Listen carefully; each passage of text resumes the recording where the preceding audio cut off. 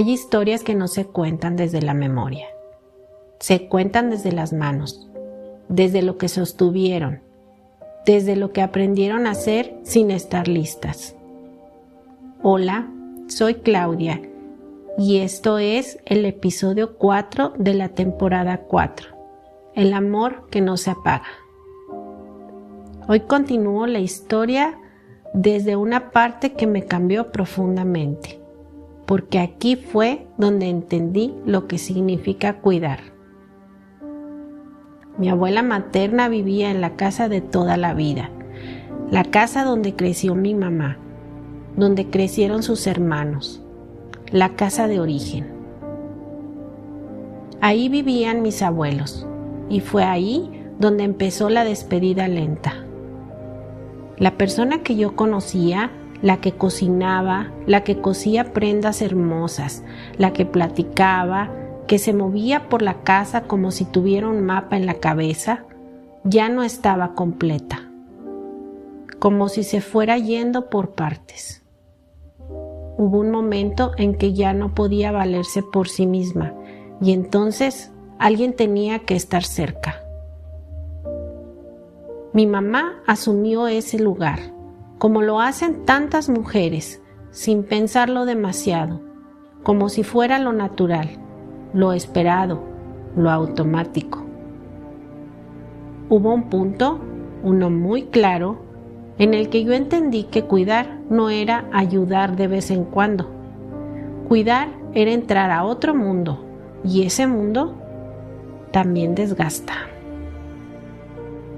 Yo empecé a estar más cerca, no como alguien que va a visitar, sino como alguien que ya entendió que lo que se está viviendo es serio y que si uno ama, también se involucra. Al principio, todo parecía una suma de cosas pequeñas.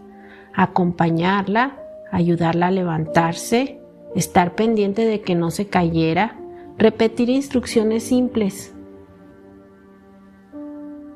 Pero llegó una etapa en la que ya no bastaba con estar cerca, porque ella ya dependía para lo básico, para lo cotidiano, para lo que antes hacía sin pensar.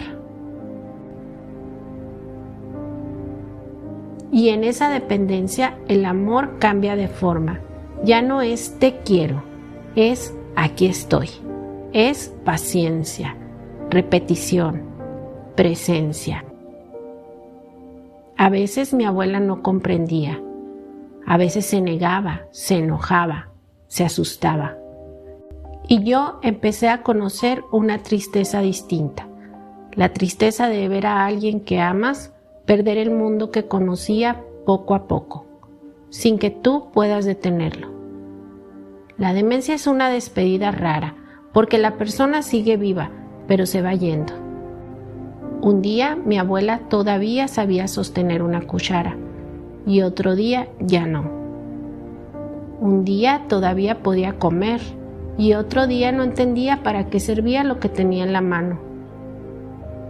Un día todavía reconocía su casa, y otro día lloraba diciendo que esa no era su casa, que se quería ir con su mamá. Pedía por su mamá como una niña, y mi abuelo, su esposo, se volvió papá. Ella le decía papá. Y eso me sigue doliendo recordarlo, porque te deja claro que la demencia no solo se roba recuerdos, se roba jerarquías, identidades, se roba el orden del mundo. También pasaban cosas pequeñas que parecían simples, pero que eran enormes, como encontrarla encerrada en un cuarto porque se cerró la puerta y no sabía abrirla, o que se perdiera en el patio, que se escondiera detrás de un rincón como si estuviera jugando, pero no estaba jugando. Estaba confundida, estaba asustada, tratando de entender un mundo que ya no reconocía. Y aquí quiero decir algo importante, algo que a veces no se valida. Los cuidadores también se enferman. Mi mamá empezó a desarrollar ansiedad y yo también. Y no era por drama, no era por debilidad, no era por querer llamar la atención. Era por una razón muy simple. Porque estás viendo a tu ser querido irse poquito a poquito. No hay negociación con una enfermedad así. No hay trato. No hay, si hago esto, entonces mejora. Solo hay presencia. Y la presencia constante, sostenida, sin descanso, sin relevo, sin pausa, pesa. Pesa en el pecho, pesa en la garganta, pesa en el sueño. Y a veces el cuerpo se manifiesta con ansiedad porque es la única manera que tiene de decir, ya no puedo cargar esto sola. Mi abuela se fue. Y cuando ella se fue, hubo un vacío raro, un silencio que no es paz, es vacío. La casa de origen se sintió diferente, como si el centro se hubiera apagado, porque cuando alguien se va, deja algo más que ausencia, deja rutinas rotas, espacios vacíos, preguntas, soledad. Y deja también algo raro, una especie de reflejo, porque después de que mi abuela se fue, a mi mamá, a mi hermana y a mí nos pasó lo mismo. En días distintos, sin ponernos de acuerdo, entrábamos a la casa y dábamos vuelta a la derecha. Siempre. Como si el cuerpo todavía recordara el camino exacto hacia ella. Su cuarto estaba hacia la derecha, y ahí era donde casi siempre estaba. A veces no decía mucho, a veces hacía cosas repetitivas, pero era su manera de vivir. Doblaba ropa, sacaba prendas de los cajones y las doblaba con cuidado. Luego las hacía bolita, las volvía a meter y al día siguiente repetía. Y nosotras, sin pensar, entrábamos y caminábamos directo hacia su puerta. Y en ese momento, como un golpe suave, recordábamos: ya no está. Y entonces el cuerpo se quedaba parado, como si no supiera a dónde ir después. Hay algo más, algo que no se explica con lógica, pero se siente.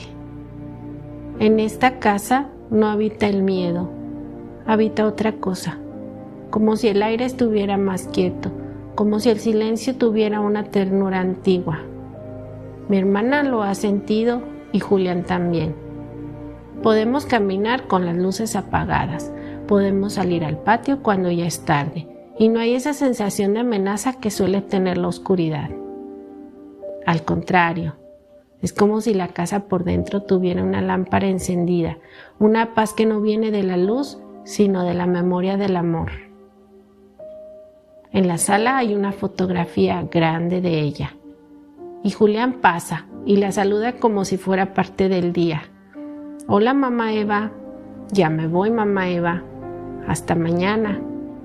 Él dice que a veces la escucha, que sin saber cómo, en medio del silencio le llega su voz como una caricia.